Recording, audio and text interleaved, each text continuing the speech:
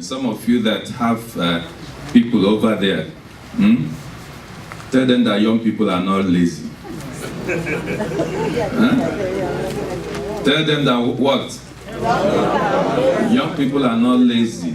Okay? Where you have not provided the enabling environment and you're blaming people, you keep blaming and blaming and blaming.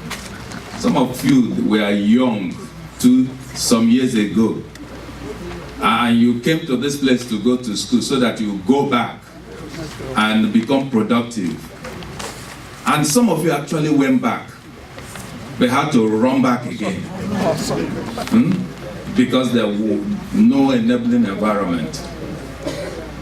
May the Lord help us in Jesus' name. Overqualified medical doctors. Overqualified. They know what they are doing. And you see all of them thriving in this place. You know, somebody that is saying that young people are lazy, he can't even believe in the medical doctors that is in his country, the people that is governing. When you are sick, you will... Common motorcycle accident. Common motorcycle accident. You will fly your son to Germany, and you're telling people that you can't pay teachers, you can't pay people. May God help us in Jesus' name. No, remember that beautiful literature we read in high school, Cry, My Beloved Country. You know, ask me, are you proud to be a Nigerian? I'm not really sure. Believe me, I'm not really sure until we change the way we do things in that country. Until we change the way things are done in that country. I'm not really sure. And if me, at 52, cannot stand and say I am proud to be a Nigerian, how about our kids that don't know Nigeria at all? How about our children? I heard somebody was saying that he wants to be the president because he wants to stop this. You know, if you want to scare your children, you tell them, I will send you to Nigeria. That's how, you know, you want to get them to do stuff. You know, instead, if you don't do this thing, I will send you to Nigeria. Cry, my beloved country. This morning I'm going to, sorry about the digression. After my pastoral ministry, I will go into politics. You run back. I mean, somehow we have to. I don't believe that it's a dirty thing, you know, believe me. Because you have to be there. Tell me, how many things have you been able to change from outside? How many things have you been able to change? That's also why sometimes I look at our people here. For some of us that roll red carpet for these corrupt politicians, they come to this place, we roll out red carpet for them, and we are worshiping them, people that have stolen our money. The reason why you are here is because of what they are doing over there, and they come here and we will praise them to the high heavens. May God help us in Jesus' name. Father, help me to preach your word this morning before I become the politician. Psalm 126 verse 1 and 2.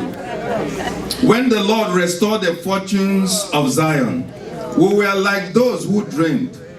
Our mouths were filled with laughter, our tongues with songs of joy. Then it was said among the nations, the Lord has done great things for them. Somebody say restoration. You know, we are still in the season in Easter season, the season of Easter. Today is the third Sunday after Easter. Amen. And Easter is about the restored relationship between God and man. That was what Jesus Christ did.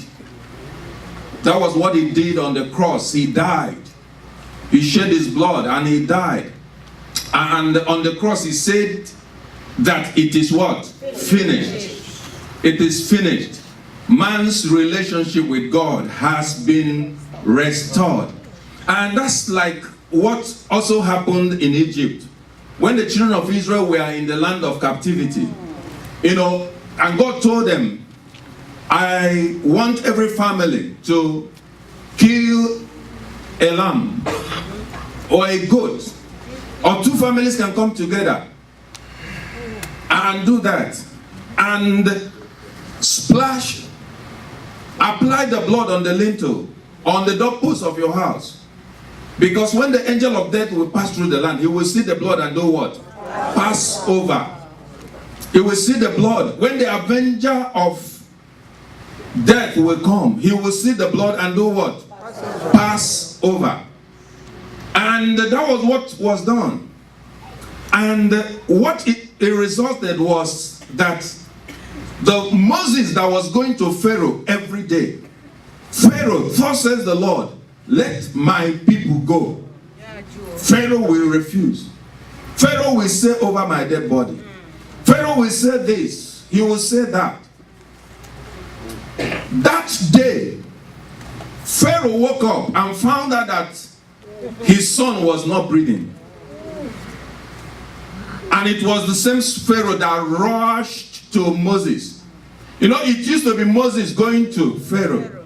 Now Pharaoh is the one going to Moses. And he said to Moses, you can go. I see your enemies get tired in the name of Jesus Christ.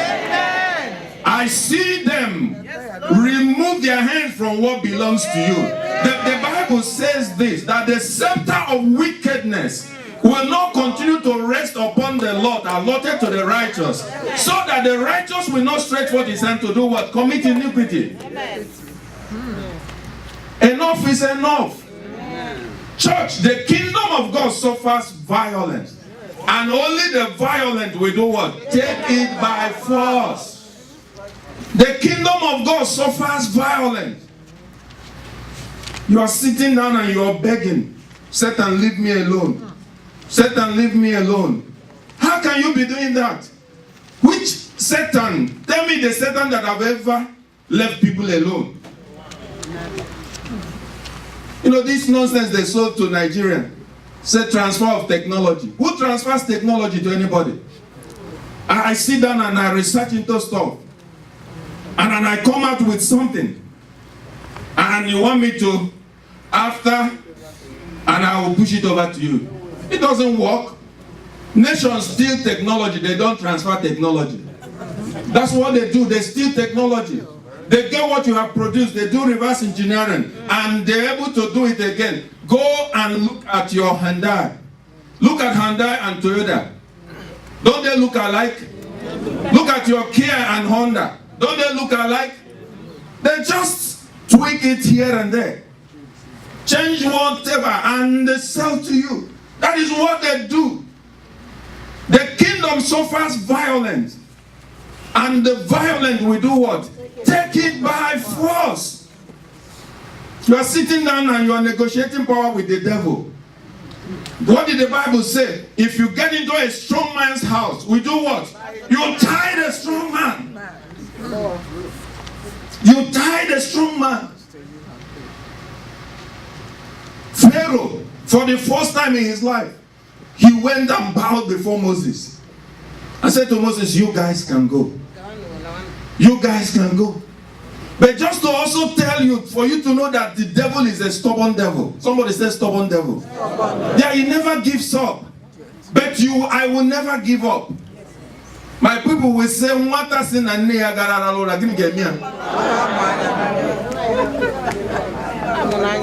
if your baby, if your child said you will not sleep, that child will not also sleep. He went to, he looked at himself. Oh my God, what has just happened? Let these people go. I just left these people. Oh no, he went back, organized his army again, pursued after them. But God dealt with. You see, if God be for you, nobody can be against you. And that is why it's important for you to be on the Lord's side. Amen. You know, they say if you must go to equity, you go with what? Clean hands. After your obedience is complete, Make sure your obedience is complete. It is important. One of the things I have learned in life is, believe me, because you are dealing with me, or because you don't like me, it will never make me not to give you what belongs to you. No, I will never touch what belongs to you. Even if I am the one that is supposed to make that sacrifice, I will do it. That is how to go to equity with clean hands. And the person can say whatever he wants to say, can do whatever he wants. It will never touch me. Hallelujah. It will never touch me. That is why I tell young people, you are married and you are having issues. It is not by power, it's not by might. You need to do what you ought to do, what you are supposed to do. You can't change this man by yelling. You can't change this situation by nagging. You will have to love your way through this situation. That is the prescription from God. And when we say some of these things, some people will be like, I have been doing it. Yes, you've been doing it. Continue to do it. Keep loving. Keep loving. Keep loving. You pray your way out through that situation. Keep praying. You have a stubborn child. You have a husband that's messing up, or a wife that is not very disrespectful. Keep loving. Keep loving. Keep loving. That is what will scale you through. Let me tell you something. Love is the only thing that the devil cannot produce. That's the highest dimension. If you find yourself in that dimension where the devil cannot get to, you will become a winner. You will always win. Am I trying to say that it's something that is easy? No, I'm not saying that it's that easy. But you know, the Bible said that I, Chukwuma Obadinobi, can do all things through Christ who strengthens me. And that is why I ask you, key into the Rhema, the word that God has for us for this year. Key into that word, abundant grace. This is my year of abundant grace. The Bible says he gives grace to the humble. He gives grace to the humble.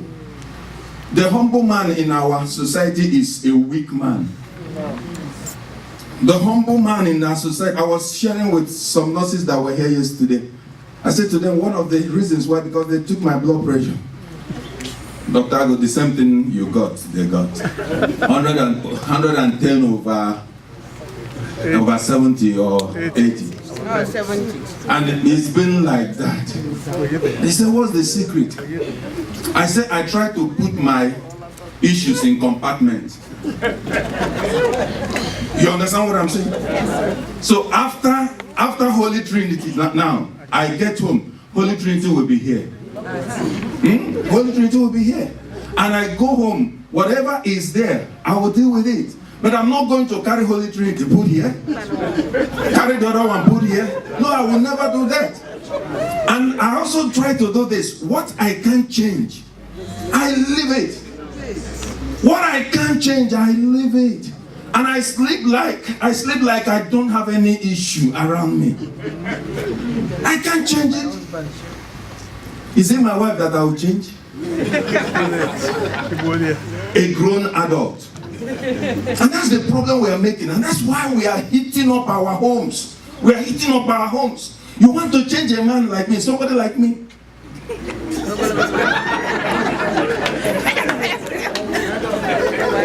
So you don't think I have made up my mind on how I want to live this life?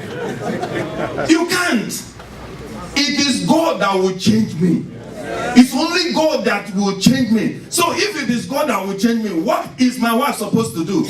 Go through God. Go through God. That's how you can change me. But if you think it's you yell, if you think it's you curse me, you do no. It will not work. Tap into the Rhema for the year, the grace, abundant grace. Where you think that you are falling short, do what? Father, grant me grace.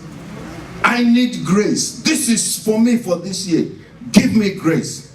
And God will supply in the name of Jesus Christ. He will supply in the name of Jesus Christ. He will supply in the name of Jesus Christ. Pharaoh pursued, but God dealt with him.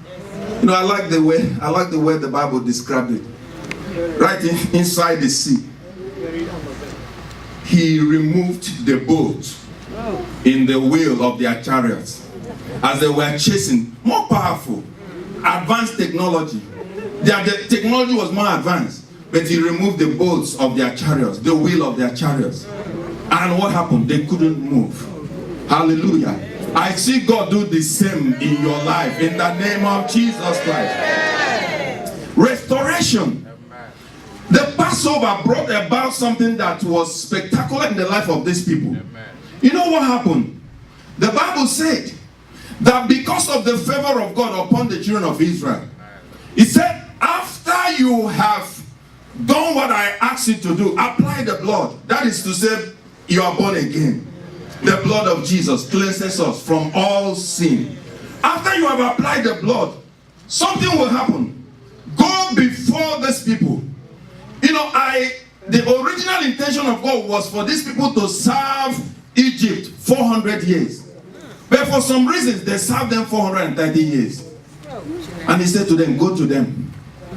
Ask for gold. Ask for diamond. Ask for silver. Ask for this. Ask for that. Oh my God. The Bible said that as they were asking, these people were surrendering these things. We are surrendering this thing. We are surrendering these things. And you know what? The Bible recorded that they stripped Egypt of their wealth. So Israel went out of Egypt, stripped them. You know what it means to be stripped? What it means to be stripped is you know, this is wood with polish. You know, after you have taken everything here, you come back and say, no, this polish is not supposed to be there. You start scraping it. They stripped them of their wealth. They impoverished that nation. And you know, they did it again after the Holocaust. I was sharing with them this morning. I said, some of these things I see on television, like there are poor Jews that cannot afford daily bread. We should give money. I said, why would I give money to a Jew again? With all the money they got. Man, these guys control the world. And you're aware of that. They control the world. After the Holocaust, there was a law in Europe that every nation that participated in their persecution, all their money, they did what they call reparation. And they got a lot of money. And I said to them, these guys are wiser than the Igbos. After our own, you collected 20 pounds. After our own, you collected 20 pounds. May God help us in the name of Jesus Christ. God restored to them every sweat they dropped on the land of Egypt. It was restored to them because they carried all their wealth. They carried all the... I see God restore your resources in the name of Jesus Christ.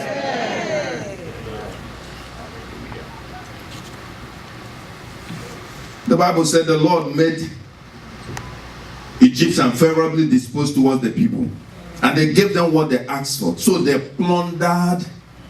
That's another NIV translation. They plundered the Egyptians.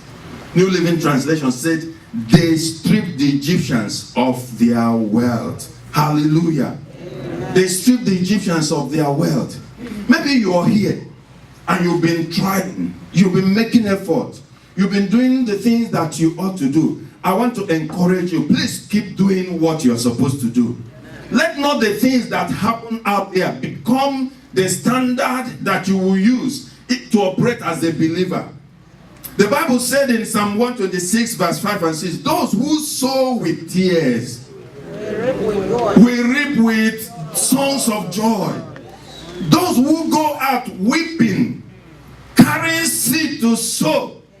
Oh my God, I can see mothers I can see mothers that they can afford to dress very well, but they are not doing that because they are pushing all these things in the life of their children. He said, those of you that go out weeping and carrying seed to sow will return with songs of joy, carrying sheaves with them. In the name of Jesus Christ. You know, after the Nigerian Civil War, Biafran Civil War, we were told that our father was the richest man in Guzo those days. One of the richest men there, but we never met anything. And after the war, he never recovered. His business never recovered. And it was our mother. She was, she sews clothes, bakes all these things anything that you can think of that people bake. She has a school where she teach people how to sew, how to, they call it domestic stuff. It was our mother. It was our mother. And today, somebody will look at her and say, you are enjoying. You don't know what she went through. She would travel night 504 station wagon from Guzo to Onitsha to buy George Hollandaise. Like we do 2-3 shifts here. That was the kind of thing she was doing. And today, let me tell you, God is a rewarder. Yes. Amen. Yes. God is a rewarder. Keep doing what you are doing. If you are a righteous man, keep being righteous. Amen. Keep sowing seed. Keep loving. Day of reward is coming. Amen. The day of reward is coming. Amen. Because those who go out weeping, carrying seed to sow, will return with songs of joy, carrying sheaves with them. Sometimes I look at my wife. When she was doing this, she worked in the hospital night. In the morning, she go to New York. And headache here, migraine there. And I was like, I don't want to lose my wife. And I'll call my kids. I say, if you don't like what is going on in the life of this woman, you better behave yourself. Mind your business in school. Children, are you hearing what I'm saying? Yeah. A lot of times you say you love your mom, you love your dad. And meanwhile, you go to school, you busy yourself with stuff that doesn't matter. You're playing the games that others developed. Why can't you develop one so that we'll buy 99 cents? Amen. You busy yourself with stuff that doesn't matter. If you really love your parents, the reason why your parents are advising you, it's not because everybody must be a nurse or must work in the health care sector. It's just because they don't want you to be a boomerang child. They don't want you to leave the family, the house, and later come back and start living with them again. They don't want it. So they are advising you to go to school, go mind your business. And your business is to study, not boyfriend, not girlfriend. Not to have sex. That's not your business. Your business is they want you to have a foundation. Because if you don't have a foundation, there is no way you will sustain anything tomorrow in your life. May God help us in Jesus' name. Amen. May God help us in the name of Jesus Christ. Amen. I don't know what you're struggling with. I told them in the morning, it's actually good that you have a limp in your life. Limp is weakness. Amen. You know what that does to us? It helps us to depend on Him. It helps us to look. Jacob had a limp. He had a dislocation somewhere. And so when he's walking, And I used to blame God for some of the things I couldn't achieve in life as a young man. You know, I used to like, God, why didn't you get me into a blue-blooded family? You know what I mean? You know, some people can be born today, just for the fact that they were born today, they're already made. Already made. But recently I started thanking God for my limb. I started thanking God for my limb. It helps me. I just know that nobody can help me. Amen. I just know that it's only God that will take care of this issue for me. And it helped me to be focused. And even this year, I have tapped into this year of abundant grace. Into this year of, let me share this testimony with you. When we left here for New Jersey, it was brutal when we got there. One, I didn't negotiate a contract with them, so I didn't know what I was going to be paid. And it was not something that is, you know, like I'm a ministry person. I am an LVN. So I was thinking to myself that I'm going to get a job, but until I got there, I found out that this thing needs full-time attention. And my family moved with me immediately. So when we got there, 4 months, my wife didn't work. So because of the reciprocity thing in license, you know, so New Jersey they are not part of so she has to transfer her license, and it took some time. So it was rough. One day my son looked at me, you know, said, "Dad, are you sure that this move is not about you? Just you. You didn't consider us." You know, I mean, that's what Home America can say, you know. If it's in Nigeria, I will just...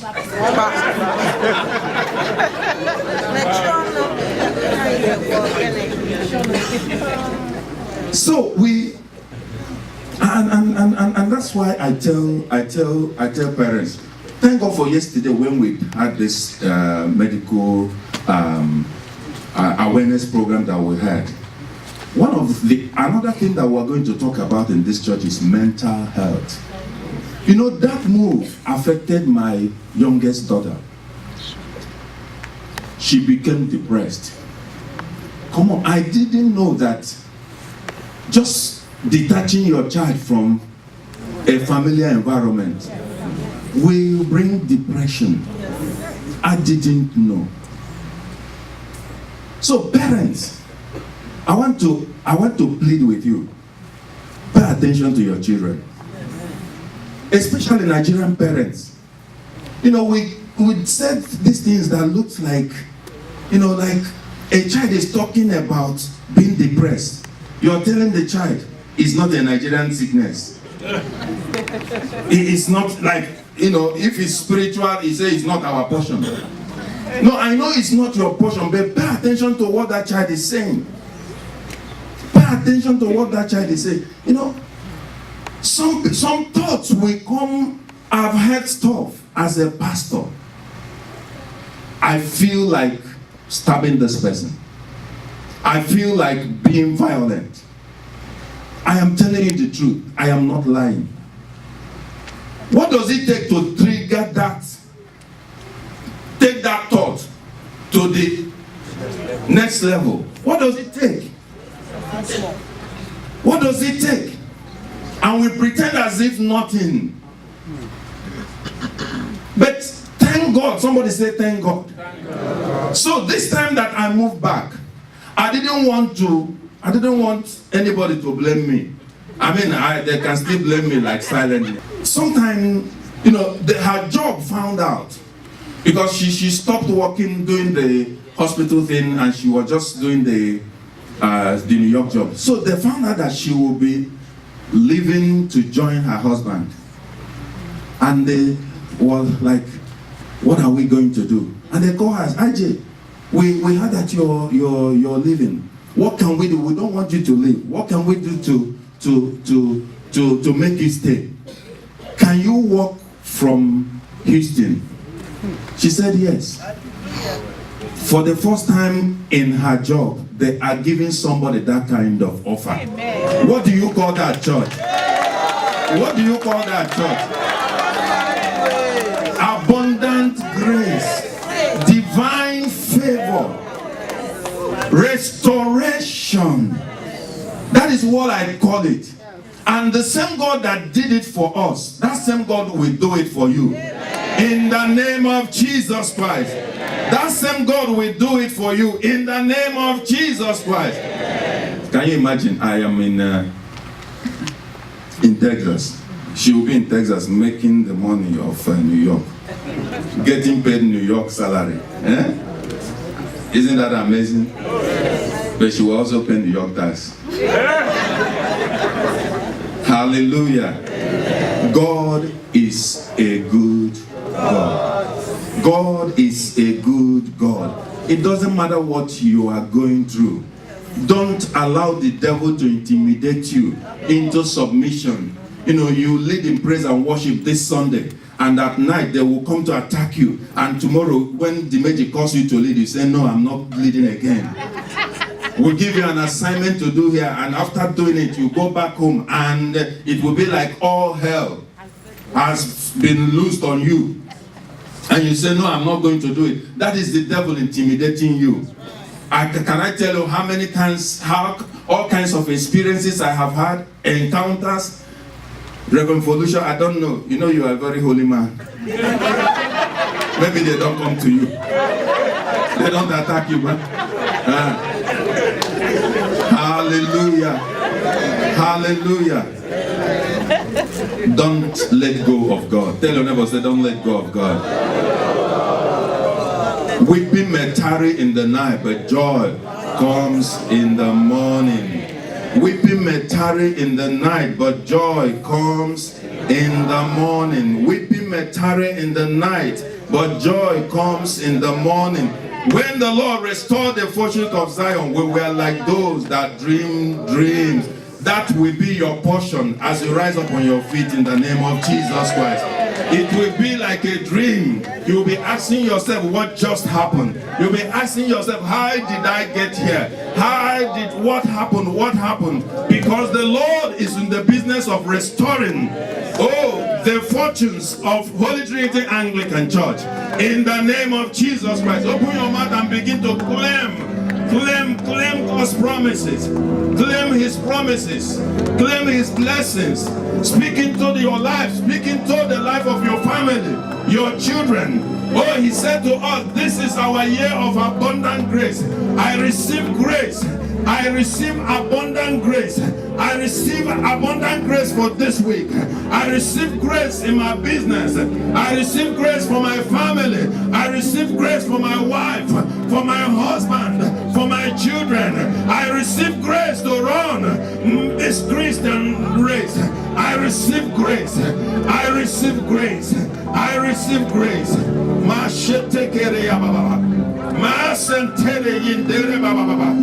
Thank you, faithful God.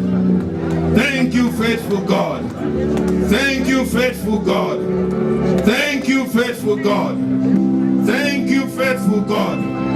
Thank you, faithful God. On this altar of abundant grace, I release grace upon your lives in the name of Jesus. Grace upon your family in the name of Jesus.